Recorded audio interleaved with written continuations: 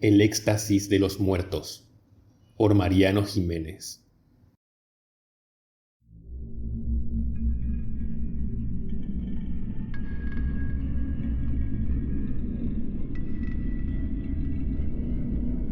No están narrados todos los eventos que tuvieron lugar en el largo lienzo del tiempo y, afortunadamente, hay historias que duermen en los oceánicos tinteros del olvido sin esperanza alguna de despertar. Los historiadores tienen como meta registrar las acciones del hombre con base a elementos de prueba y documentos. El literato tiene, si cabe, una meta mayor. Más que una meta, una misión.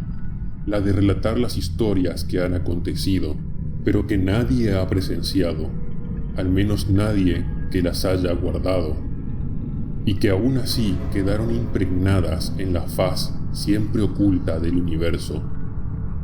Historias sin final, sin esperanzas, sin justicia. Historias sangrantes que buscan el alivio de reposar en el papel, aunque estén encarnadas por nombres y lugares inventados. Los literatos no son creadores de historias, son contadores de aquello que no todos vieron. Plasman para la posteridad sucesos que nadie nunca podría contar. Testigos de lo ignoto, su arte atraviesa los muros de incertidumbre que nos rodean.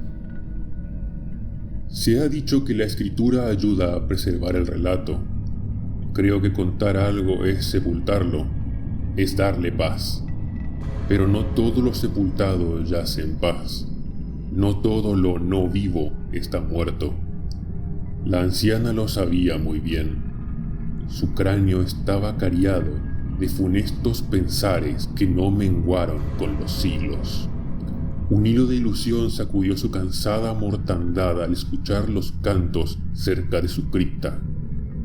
Eran las entonaciones correctas, las palabras correctas.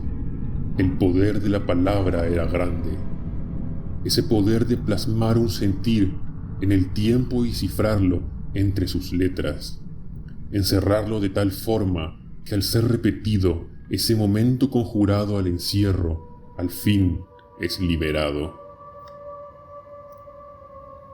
La voz ronca de los oficiantes de la ceremonia rompía el aire como si se tratara de los estertores de un cuervo. El pecho de la anciana, aterido en una pena infinita, se turbó, pues, ¿qué podía quebrantar más a los muertos que la vida? ¿Que retornar al enigma que encuentra al final su respuesta en la muerte?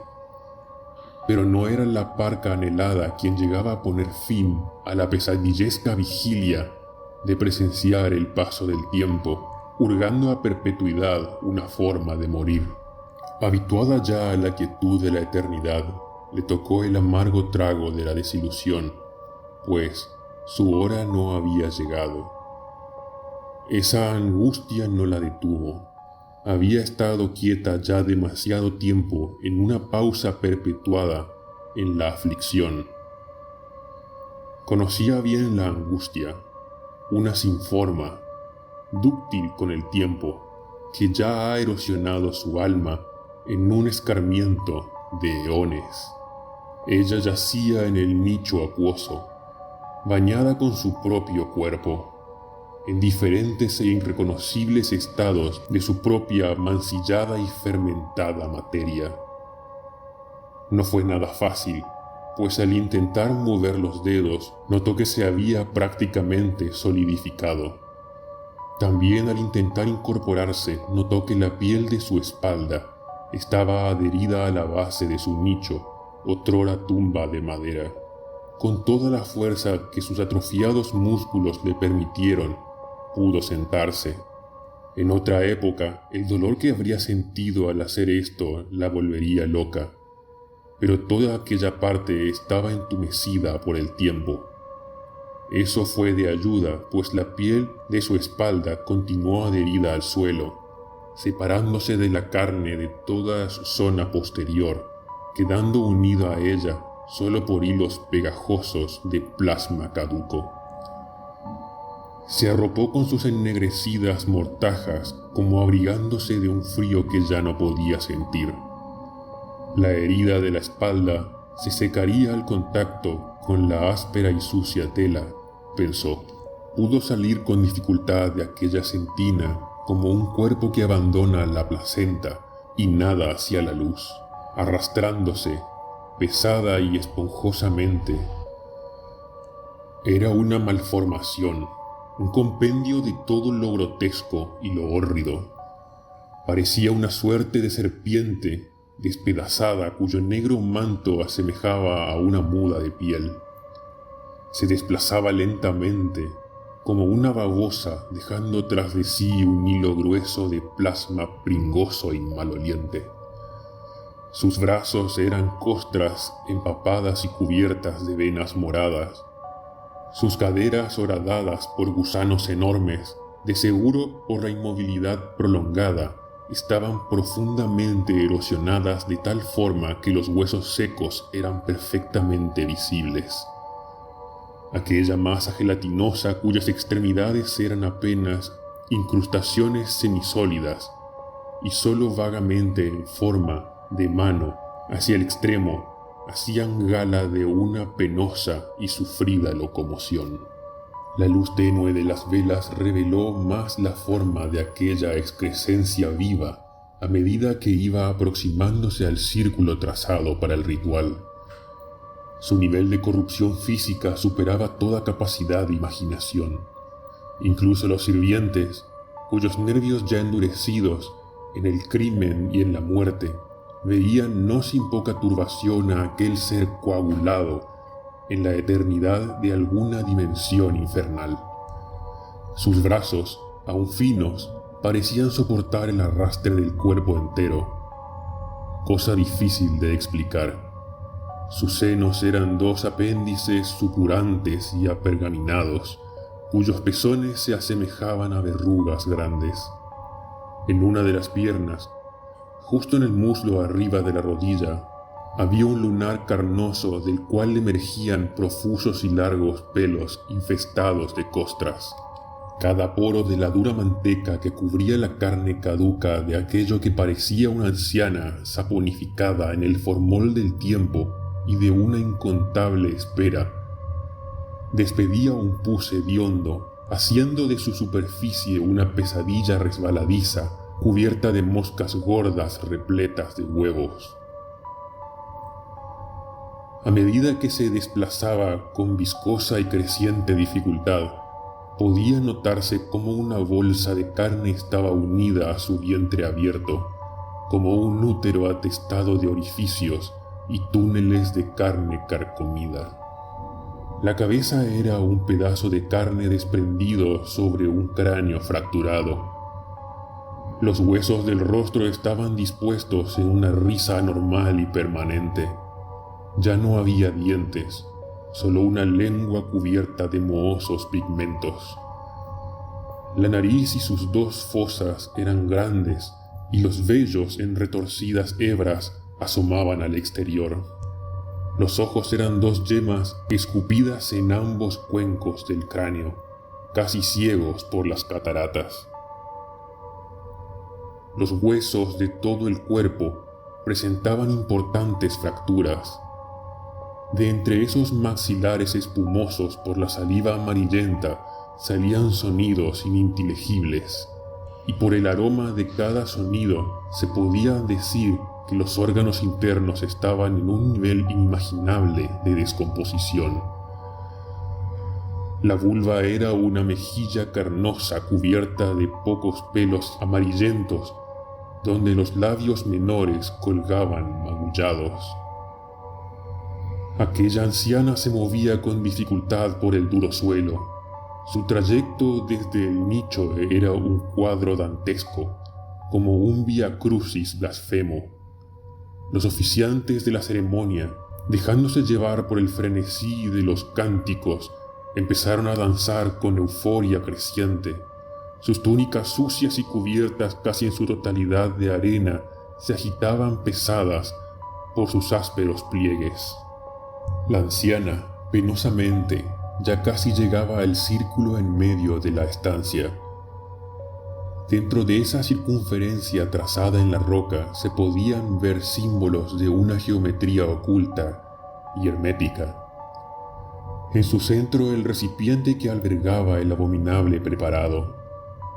La sopa lucía cremosa y con varios grumos de carne y otras cosas indefinibles, mientras los otros dos no dejaban de proferir cantos blasfemos. Uno de los sirvientes le pasó un cilindro de madera fino y hueco.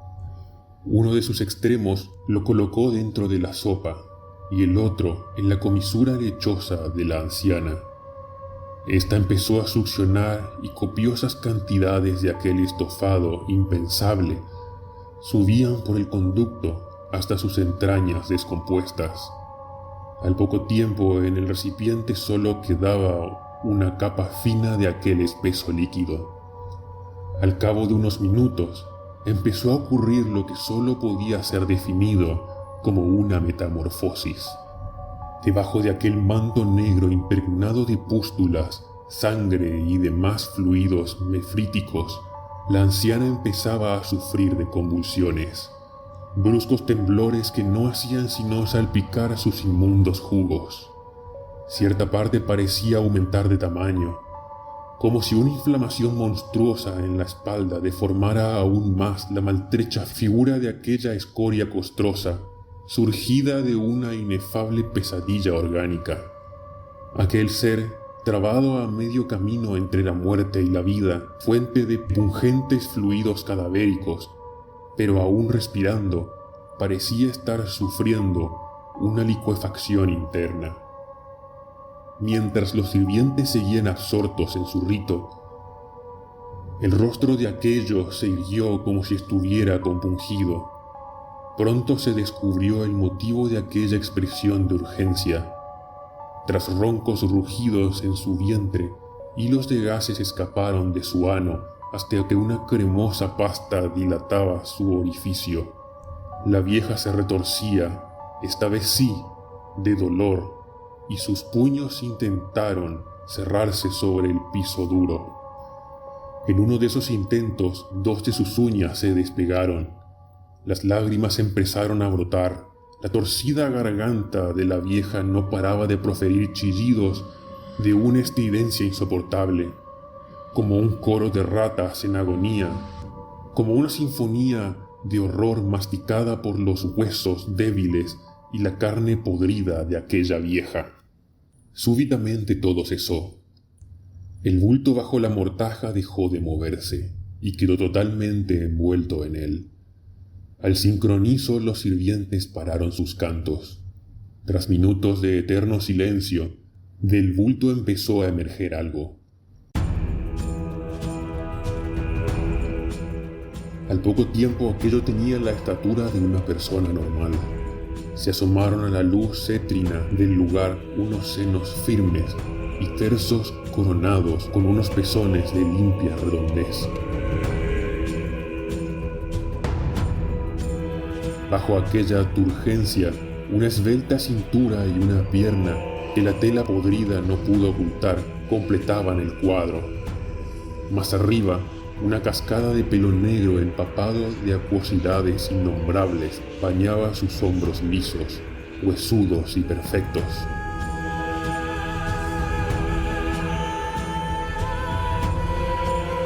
Tras el velo de ébano de sus cabellos, unos ojos intensamente rojos, como primordiales rubíes, resplandecían con un extraño y sereno hervor.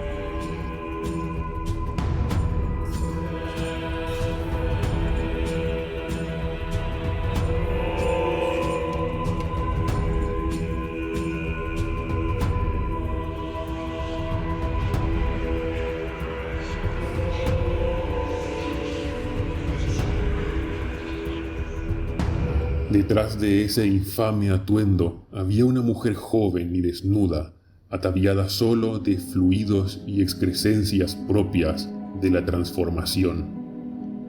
Solícitos y dispuestos, los sirvientes fueron a su encuentro, subieron al altar y con delicadeza extrema, rayana en la devoción, despojaron con sus lenguas negras, como sanguijuelas gordas, de los fluidos que barnizaban la piel de aquella mujer. Bajo sus capuchas pudieron verse unos rostros muertos y carcomidos, en diferentes estados de putrefacción. ¿Qué extraña magia levantaba a los muertos al servicio de lo innombrable? Si para algunos es la muerte la oscuridad al final del túnel, ¿qué había más allá de esa oscuridad? Los sirvientes limpiaban la desnudez mancillada de aquella mujer, mientras los labios de ella se despegaron en un ligero suspiro. Sus pómulos se enrojecieron y en su sien se arremolinaron pensamientos de una lujuria antigua. Apretó uno de sus senos y de su punta la leche agria sació la sed de una lengua negra y muerta. Aprisionó entre sus piernas humedecidas la cabeza de otro de los sirvientes, incrustando 3 de sus dedos en su cráneo pulido. Extendió sus brazos, todo estaba consumado. Su cuerpo volvía a albergar sensaciones después de tantos siglos. Su viaje había terminado, también su naufragio en los océanos de la eternidad. Luego de saciar las urgencias de su líbido, el hambre anidó en su vientre. Un hambre voraz, alimentado por los siglos. Aspiró una larga bocanada de aire y lo detectó, carne viva y muy cerca. El pueblo cercano debía bastar, cuyos primogénitos arrastrados hasta las entrañas de la tierra, aplastados y bebidos, fueron solo un aperitivo. Pronto amanecería, y ese amanecer no estaría exento de conmoción. La turbación generalizada se extendería por todo el pueblo. Interminables lágrimas en el rostro de las madres desconsoladas teñían de luto calles y avenidas. ¿Qué habrá sido de los pequeños ángeles arrebatados de sus cunas? Probablemente nunca sepan cuál fue su suerte, ni de cómo abandonaron este mundo de una forma tan horrible que helaría la sangre al más frío. Sus asesinos, sin duda, pagarían con su alma y su cordura, si tan solo la tuvieran. Mucho más inaprensible es, incluso para ojos cautos y mentes agudas, las oscuras fuerzas que decretaron sus muertes, de cómo sus tiernas entrañas arrojadas a un holocausto abominable fueron nutricias a los propósitos de ella.